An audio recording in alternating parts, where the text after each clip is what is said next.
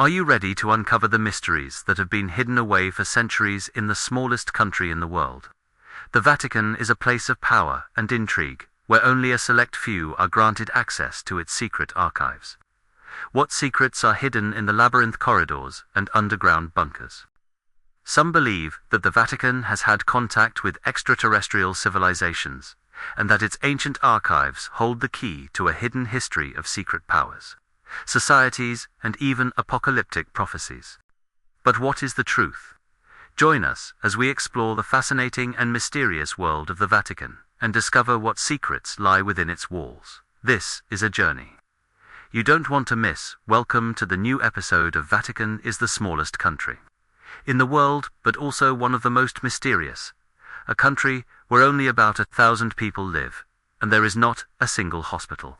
The Vatican Museum, the Sistine Chapel, Raphael's rooms, St. Peter's Basilica, and the breathtaking architecture of one of the most historic places in human history.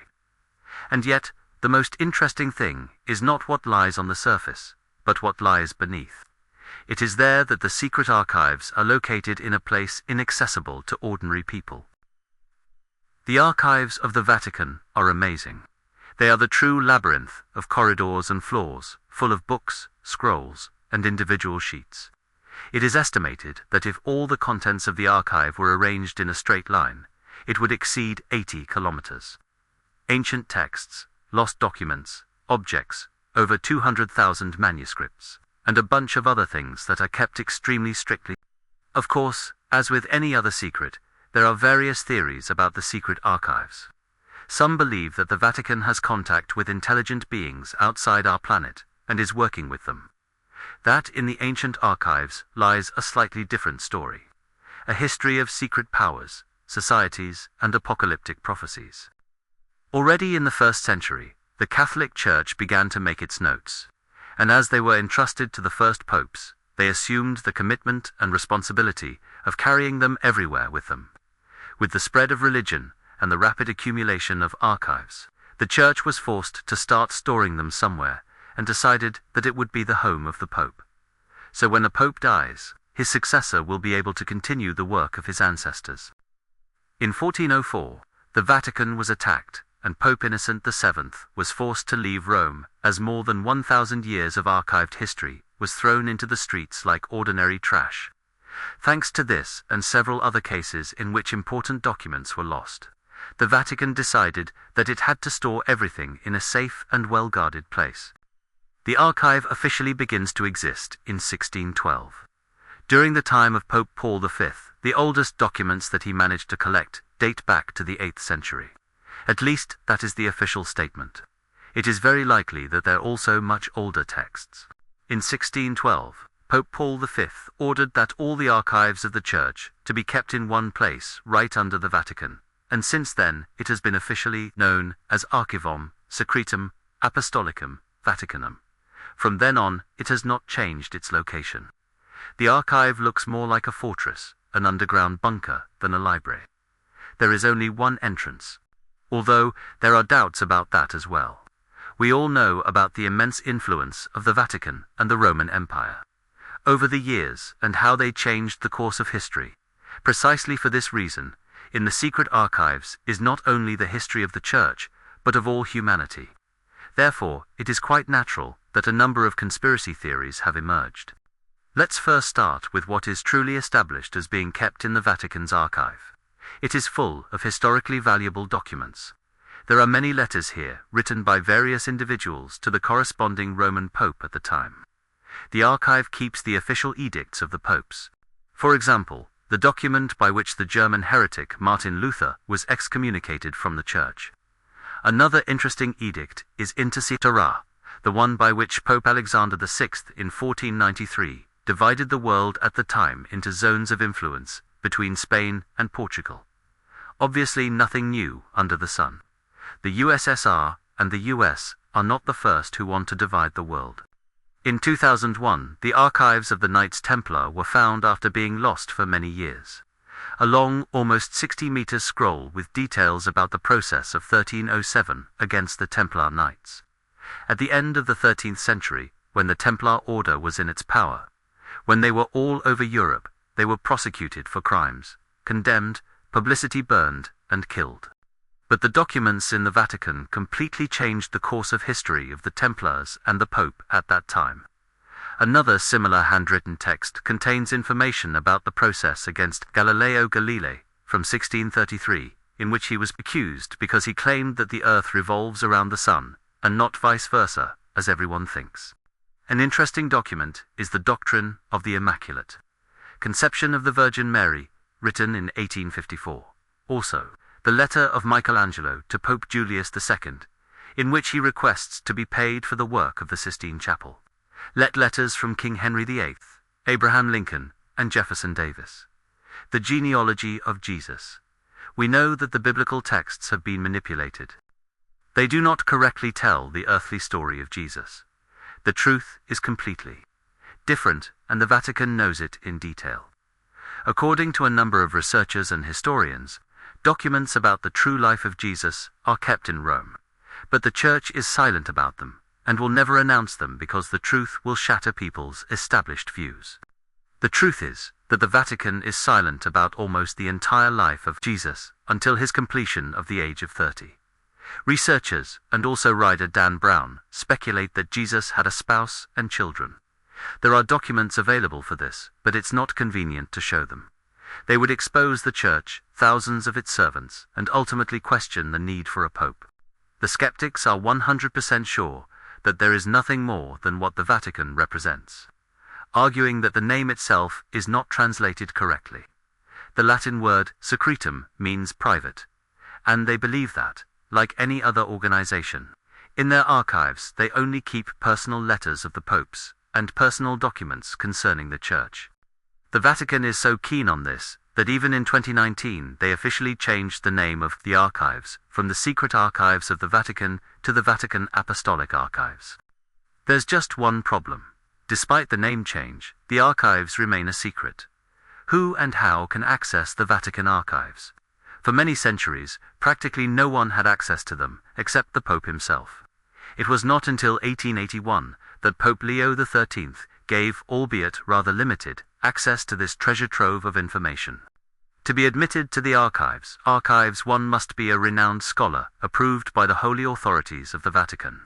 The process can take years. Even for approved scientists, there are a number of other obstacles. They must clearly state what they're looking for in this vast collection.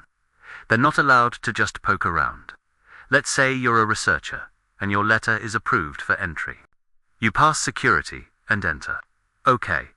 But now you're not allowed to touch until someone comes and tells you that you can actually look at maximum of 3 folders per day, which are not organized in any way, and literally throw you in the middle of nowhere. That means that it would take years for some of these researchers to find something important. And even if they find it, it turns out that the Church demands that everything that is discovered be shown, and the Church decides whether or not the given researcher can use it at all. Which basically, you know what it means. In 2020, after persistent pressure from human rights groups, the Vatican agreed to release documents related to Pope Pius XII and World War II. Unfortunately, what they showed is far from what they said they would show.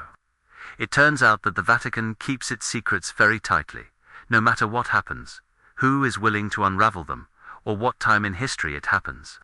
This brings the question, what else remains hidden? There are theories that the archives hold information about the real existence of a number of mythic religious artifacts, such as the Holy Grail, the Ark, the Cross of Christ, the Crown of Thorns, etc. Others believe that somewhere there is kept the original copy of the correspondence between St. Paul and the Roman Emperor Nero, which contains proof of the existence of Jesus Christ. But if there is such a document, why is it kept secret? On the contrary, some believe that the archive contains documents showing that Christ never existed. In 1750, archaeologists found an ancient book in Solomon's tomb in Jerusalem. It was written in Hebrew or Aramaic, but it turns out to be a copy of an older version, probably from the 13th century or even earlier. But the interesting thing is not when it had been written, but the content of the book itself. Inside are detailed instructions on how to make magical talismans, how to summon demons, and even the devil himself.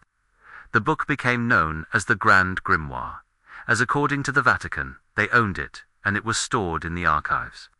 According to some, in the depths of the Vatican secrets there is a prophecy that hints at the end of the world.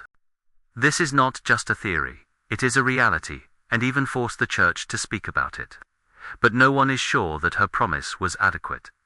This is the story of the secrets of Fatima. In 1970, 3 Portuguese children received ominous and mysterious prophecies and multiple visions of the Virgin Mary, one of which appeared before the eyes of thousands of people. According to the statement from the Vatican, the third child saw a city completely destroyed and many bodies in the streets, and the Pope climbed the highest hill in the area and prayed before being killed. The supposed revelation of this secret clearly failed to cue the world's concerns, as everyone continued to claim that this was not the whole truth, and the children had actually seen the coming of the Antichrist. Charles Baudelaire once said, "The greatest trick the devil ever pulled was convincing the world he didn't exist." Another horrifying secret, hidden in the archives of the V, is that Satan is actually alive and well, and is living here on earth. And even more, he roams the corridors of the very Vatican itself. Pope John Paul II personally performed 3 exorcisms during his tenure, and Pope Benedict XVI has been expanding the ranks of extremists supported by Catholics around the world. In fact, Father Gabriel Amorth, the Church's chief exorcist, claimed to have personally expelled more than 300 demons per year from the confines of his office in the Vatican, and has 350 exorcists working in the name of the Catholic Church alone in Italy. Amorth also teaches bishops how to distinguish between satanic possessions and psychological illness, noting that those who had the misfortune of being attacked by a demon have an intense hatred of objects. Just like in the movies, there is a legend that the Vatican also keeps the documents for the existence of a female pope. When Pope Leo IV died, a woman was chosen to take his place, but on one condition, that she dressed as a man and took the name John Anglicus. She ruled for almost 2 years, but was eventually captured when she gave birth, and then quickly ended her career. Several paintings around the altar in St. Peter's Cathedral show a woman in a papal crown and Jean Lawrence. Bernardine even created a sculpture with a woman's face on the chest of a high clergyman. Enough evidence to turn the legend into a conspiracy and into truth. In 1972, an Italian newspaper article came out that shocks the world. It said, "Finally, a machine that photographs the past has been invented." Father Ernetti says that he used the chronovisor and was able to see the last days of Jesus Christ, and even managed to photograph the picture that was broadcast on TV. The device was similar to television, except that you could tune into the past and watch and hear the events that had happened over the centuries. Whether is the truth or not, we cannot know, but things are definitely getting more and more interesting. In 1988, during the restoration of the Vatican Library, strange alien-like skulls were found. Thousands of sources around the world point to the idea that the Vatican archives hide evidence of extraterrestrial civilizations. We all know how the Church treats even the thought of contact with other entities. But in 1998, Cardinal Conrado Balducci reminded everyone not to forget a piece from the New Testament in which St. Paul refers to Christ not only as King of the world, but as the King of the universe. As he continues, this means that all entities in the universe, including extraterrestrials, are in relationship with God. What do Balducci and the Vatican know about the universe that we don't? In 2009, the Vatican held its first international conference on astrobiology, bringing scientists from around the world together to discuss extraterrestrial life. As the legendary US astronaut, who was one of the first 7 sent into space, Gordon Cooper says, "If you want to know about aliens and little green men, contact the Vatican. They have an observatory in Arizona doing just that. In fact, even the last pope has said that he's ready to accept aliens, and who are we to close the door?" The interesting fact is that they use a very powerful telescope to explore the cosmos, which bears the name Lucifer. That's right, the Vatican is looking for aliens with a telescope called Lucifer. And what do they ultimately know about them that we don't? For the devil, for our past. Whatever it is, it is most likely hidden deep within their heavily guarded secret archives, and we might never really find out. Thank you so much for watching another episode of We Bow Before You, and thank you. Keep your minds open, and until we meet again.